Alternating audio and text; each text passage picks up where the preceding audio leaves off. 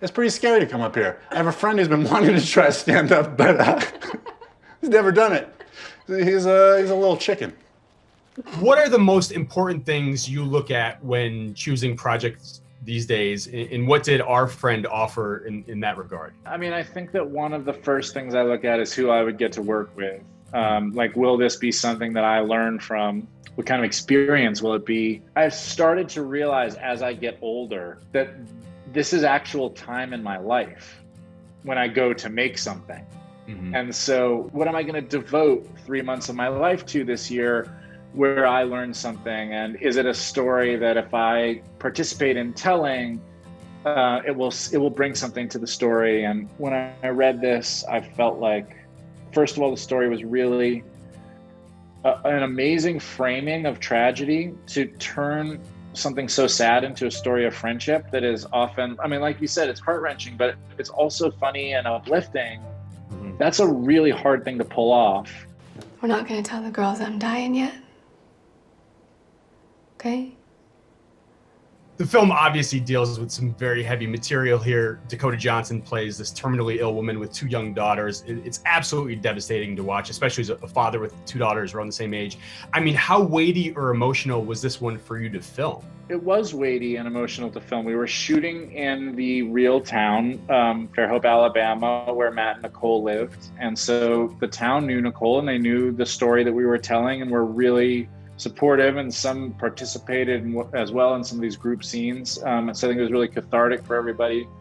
That was emotional. I know Dakota really well and care about Dakota tremendously. I've known her since her early 20s. So her performance is so transformative that watching her go through such a tragedy was hard to go through side by side with her when we were acting. Yeah. And then there's Casey Affleck. I mean, Manchester by the Sea and now this. I mean, I don't know what it is about him and just making movies that just like emotionally demolish you, but like the most visceral film viewing experiences I've had in recent years. Wow. Yeah. Well, listen, he's like, one of the best actors on the planet.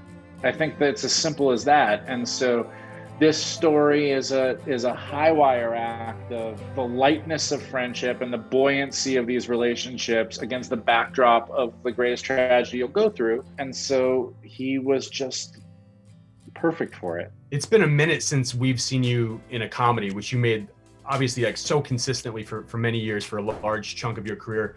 Has that been a conscious shift on your part? Like what's kept you away from comedy in more recent years? So I want to do comedies as well. But like you said, I did about a decade and a half of pure comedy between those movies and then How I Met Your Mother, which was literally every day for 9 years. I think I was just interested in seeing what else I could do. I think the last time we spoke was for Sex Tape. It was you and Cameron. Oh my gosh. It was one of the last movies she did. I think it was your last comedy. Like, what was it about that movie that just scared you guys off? Yeah, just a coincidence, I'm sure. Listen, I just think that for me, there was a moment around that period, because that was also right when How I Met Your Mother ended, where I was like, okay, I have a blank canvas ahead of me now, sort of artificially, and the show came to its natural end. Sex Tape ended up actually doing well, I think, but it didn't feel good.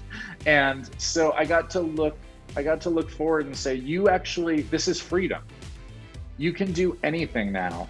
So why don't we walk right into some of the looming questions, like, what if I tried to do just a drama?